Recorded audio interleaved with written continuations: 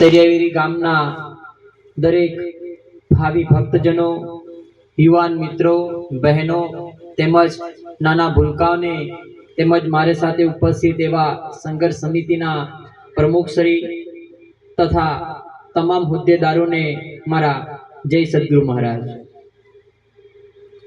આપણા જીવનની અંદર ગુલસિંહ કાકાએ ઘણું કહી દીધું।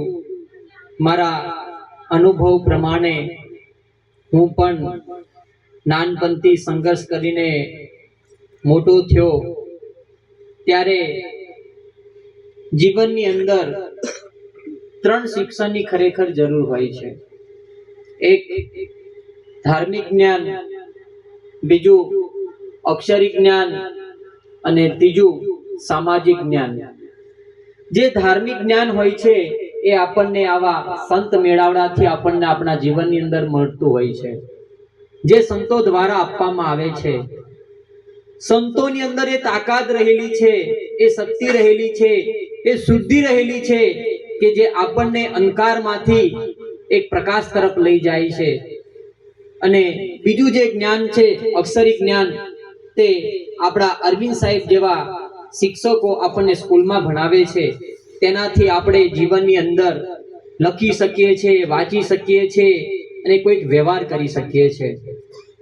અને ત્રીજું રહ્યું સામાજિક જ્ઞાન, તે આપણા ગુલસિંહ કાકા કે છત્ર કાકા કે સરપંચ શ્રી જેવા આગેવાનો ભેગા થઈને આપણને આપતા હોય છે।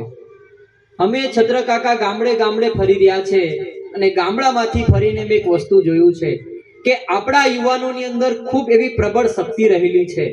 એને જો યોગ્ય માર્ગદર્શન અને યોગ્ય શિક્ષણ મળે તો એ આપણું યુવાન બાળક એક ઉચ્ચ મંચ પ્રાપ્ત કરી શકે છે, સ્થાન પ્રાપ્ત કરી શકે છે।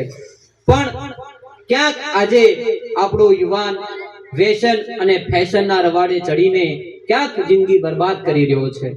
તો મારે એવા યુવાન મિત્રોને મારી નમ્ર વિનંતી છે કે આપણે એ વ્યસન છોડીને આપણે આપણા પરિવારનું, આપણે આપણા ફળિયાનું, આપણા ગામનું અને સમાજનું વિચારીને એક સમાજની સાચા દિશા વળવા માટે આપણે આગેવાનોની પ્રેરણા લઈને વળીએ। ક્યાંક આપણો યુવાન ગેરમાર્ગે દોરાઈ રહ્યો છે, ત્યારે આગેવાનોની પણ મારે આજે નમ્ર વિનંતી છે કે એને આપણે સાચા માર્ગે લઈ જવા માટે આપણે સૌ સાથે મળીને પ્રયત્ન કરીશું।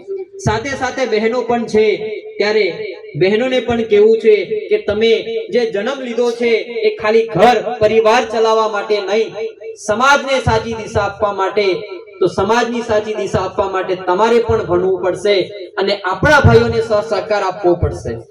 ક્યાંક ને ક્યાંક આજે આપણો સમાજને આપણી ચિંતા નહીં કરીએ તો આજે આપણો સમાજ ને ક્યાંક પાછળ રહી જશે અને આવનારી પેઢી તમને ને મને માફ નહીં કરે। એટલા માટે અમે રાત દિવસ સમાજ કરીને અમે ડોક્ટર હોવા છતાં પ્રયત્ન કરી રહ્યા છે।